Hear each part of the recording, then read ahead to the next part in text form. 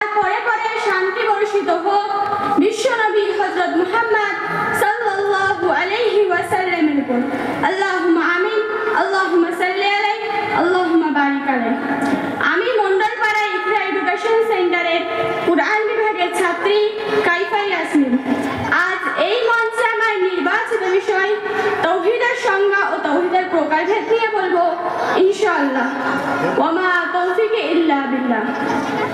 أعوذ بالله من الشيطان الرجيم.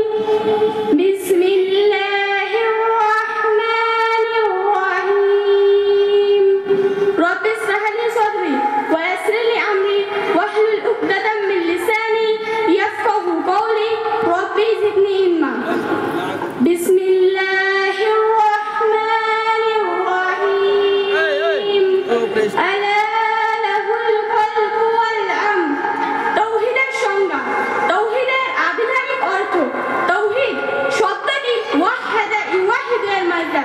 যার অর্থ একক করা।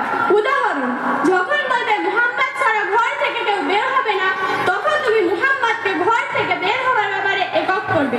যখন বলবে খালিদ ছাড়া মজলিস থেকে কেউ উঠবে না, তখন তুমি খালিদকে মজলিস থেকে ওঠার ব্যাপারে একক করবে। তার মানে মুহাম্মদ ও খালিদের সঙ্গে অন্য কেউ শরীক হবে না।